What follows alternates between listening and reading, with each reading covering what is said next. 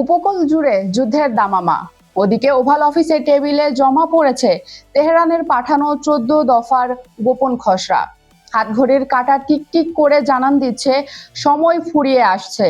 আজ রোববারের মধ্যে নির্ধারিত হবে মধ্যপ্রাচ্যের ভাগ্য। হোয়াইট হাউস কি শান্তির চুক্তিতে সই করবে, নাকি পারমাণবিক শক্তিধর ইরানের ওপর নেমে আসবে ইতিহাসের সবচেয়ে ভয়াবহ মার্কিন বিমান হামলা? 13 সপ্তাহ ধরে চলা রক্তক্ষয়ী সংঘাতের মাঝে দাঁড়িয়ে মার্কিন প্রেসিডেন্ট ডোনাল্ড ট্রাম্পের দ্বিমুখী হুঙ্কার বিশ্ববাসীকে এক চরম স্নায়ুযুদ্ধে ফেলে দিয়েছে। একদিকে তিনি বলছেন দুই পক্ষ চুক্তির খুব কাছাকাছি, অন্যদিকে তার চড়া গলা হুঁশিয়ারি দিচ্ছে হয় চুক্তি, না হয় এমন আঘাত যা পৃথিবী আগে কখনো দেখেনি। পরিস্থিতি এতটাই অগ্নিগর্ভ যে নিজের ছেলের বিয়ে পর্যন্ত বাতিল করে ভাইস প্রেসিডেন্ট জেডি ভ্যান্স ও জামাতা জ্যারেড কুশনারকে নিয়ে জরুরি বৈঠকে বসছেন ট্রাম্প। পাকিস্তানের সেনাপ্রধান জেনারেল অসীম মুনিরের ব্যাকডোর কূটনীতি আর মধ্যপ্রাচ্যের 6 দেশের শীর্ষ নেতাদের নিয়ে ওভাল অফিসের রুদ্ধদ্বার কনফারেন্স কল, সব মিলিয়ে হরমুজ প্রণালীর আকাশে এখন বারুদের গন্ধ। সর্বোচ্চ নেতা আলী খামেনির মৃত্যুর পর ধ্বংসস্তূপে দাঁড়িয়েও ইরান শেষ চাল চালছে। তাদের দাবি মার্কিন নৌ অবরোধ প্রত্যাহার। আজ রাতের মধ্যেই কি তবে বাজবে চূড়ান্ত যুদ্ধের সাইরেন? মধ্যপ্রাচ্যে চলমান যুদ্ধের অবসান ঘটাতে যুক্তরাষ্ট্র ও ইরান একটি চুক্তির খুব কাছাকাছি চলে এসেছে। মার্কিন প্রেসিডেন্ট ডোনাল্ড ট্রাম্প শনিবার মার্কিন সংবাদ মাধ্যম সিবিএস নিউজকে দেওয়া এক টেলিফোন সাক্ষাৎকারে এই তথ্য জানিয়েছেন। তবে একই দিন সকালে অন্য একটি সংবাদ মাধ্যম এক্সিওসকে দেওয়া সাক্ষাৎকারে তার কণ্ঠে সম্পূর্ণ ভিন্ন ও আক্রমণাত্মক সুর দেখা গেছে। সেখানে তিনি হুঁশিয়ারি দিয়ে বলেছেন, চুক্তি না হলে ইরানকে এমনভাবে আঘাত করা হবে যা এর আগে কোনো দেশ কখনো দেখেনি। চলতি বছরের 28 ফেব্রুয়ারি মার্কিন ইসরায়েলি যৌথ বিমান হামলার মাধ্যমে শুরু হওয়া এই সংঘাত এখন 13তম সপ্তাহে পদার্পণ করেছে। গত 8 এপ্রিল থেকে একটি ভঙ্গুর সাময়িক যুদ্ধবিরতি চললেও ট্রাম্প প্রশাসন নতুন করে ইরানের ওপর বড় ধরনের বিমান হামলার প্রস্তুতি নিচ্ছে বলে গুঞ্জন উঠেছে। উদ্ভূত জরুরি পরিস্থিতির কারণে প্রেসিডেন্ট ট্রাম্প তার ছেলের বিয়ের অনুষ্ঠান পর্যন্ত বাতিল করেছেন। সিবিএস নিউজের করেসপন্ডেন্ট ন্যান্সি কর্ডেসকে ট্রাম্প জানান, তিনি তেহরানের পাঠানো চুক্তির খসড়া রূপরেখাটি সম্পূর্ণ পড়েছেন। তবে দুই পক্ষের সমঝোতার স্বার্থে সেটি অনুমোদন বা স্বাক্ষর করেছেন কিনা তা এখনই প্রকাশ করতে অস্বীকৃতি জানান। ট্রাম্পের ভাষায় দুই পক্ষ একটি চুক্তির খুব কাছাকাছি চলে এসেছে, তবে চুক্তিতে পৌঁছতে ব্যর্থ হলে চরম সামরিক পদক্ষেপের হুঁশিয়ারিও পুনর্ব্যক্ত করেন তিনি। অন্যদিকে তেহরানের পক্ষ থেকে জানানো হয়েছে যে তারা একটি 14 দফার খসড়া রূপরেখা চূড়ান্ত করছে, যার মূল লক্ষ্য মার্কিন নৌ অবরোধ তুলে নেওয়া এবং লেবানন সহ সব ফ্রন্টে স্থায়ী যুদ্ধবিরতি প্রতিষ্ঠা করা। এক্সিওসের সাংবাদিক বারাক রাভিডের কাছে ট্রাম্প চুক্তি হওয়ার সম্ভাবনাকে সলিড 50/50 বলে উল্লেখ করেন। ট্রাম্প জানান, তার প্রশাসনের ভেতরেও এ নিয়ে মতভেদ আছে।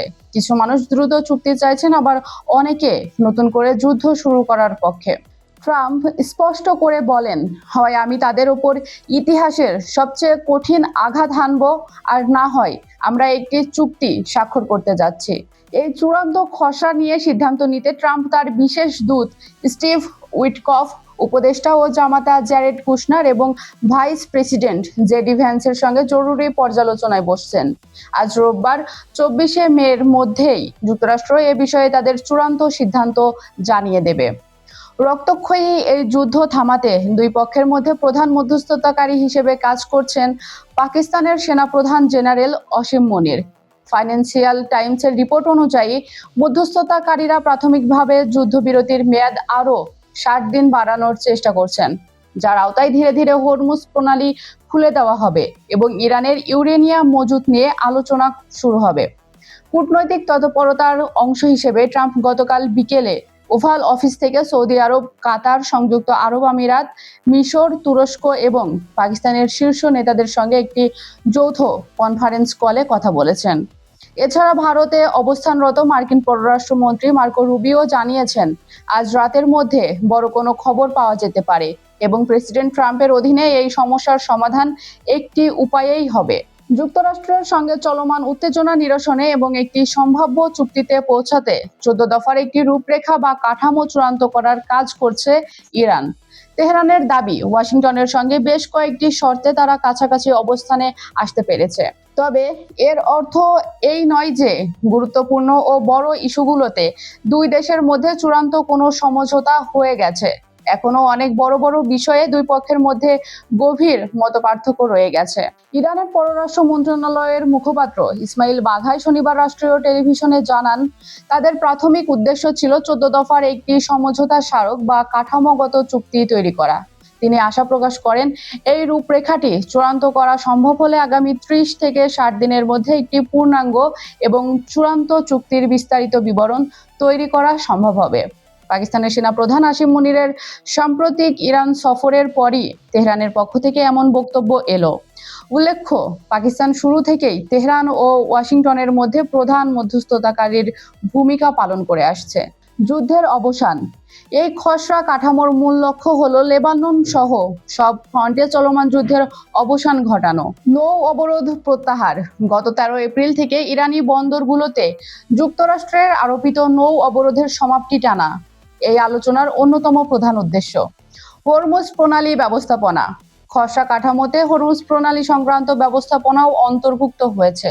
ইরান দাবি করছে, যুদ্ধ শুরুর পর থেকে এই প্রণালীর ওপর তাদের কার্যকর নিয়ন্ত্রণ রয়েছে এবং বর্তমানে তাদের অনুমতি নিয়েই জাহাজ চলাচল করছে।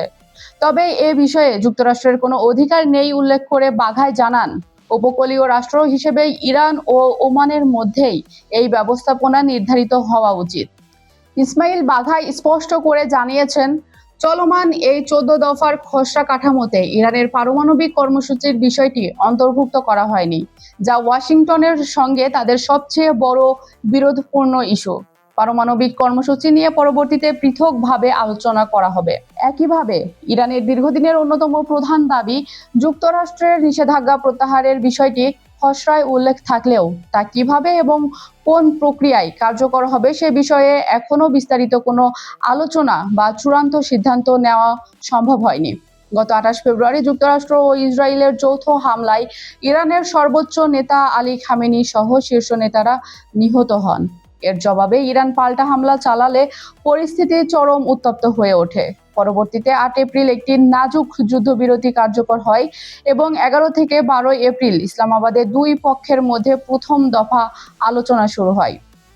উপকূল জুড়ে যুদ্ধের এই দামামা আর ওভাল অফিসের রুদ্ধদ্বার বৈঠকের স্নায়ুযুদ্ধ, সব মিলিয়ে মানবজাতি আজ ইতিহাসের এক চরম সন্ধিক্ষণে দাঁড়িয়ে।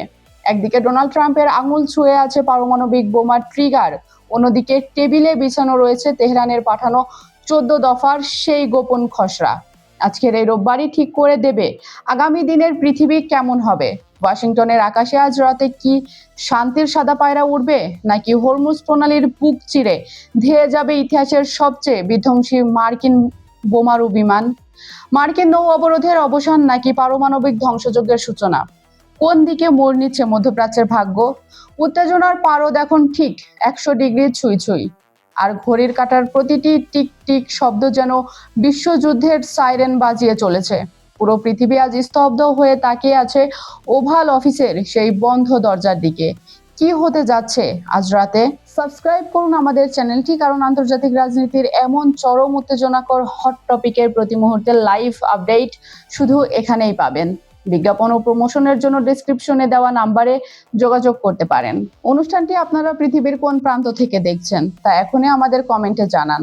Bangladesh, Bharat, Pakistan, America, Europe, Ukraine, Brazil, Argentina, Africa, Saudi Arab, Kuwait এবং দুবাই, মধ্যপ্রাচ্য সহ বিশ্বের যে প্রান্ত থেকেই আপনারা দেখছেন না কেন, এই সম্ভাব্য যুদ্ধ বা শান্তি চুক্তি নিয়ে আপনাদের মতামত আমাদের জানান।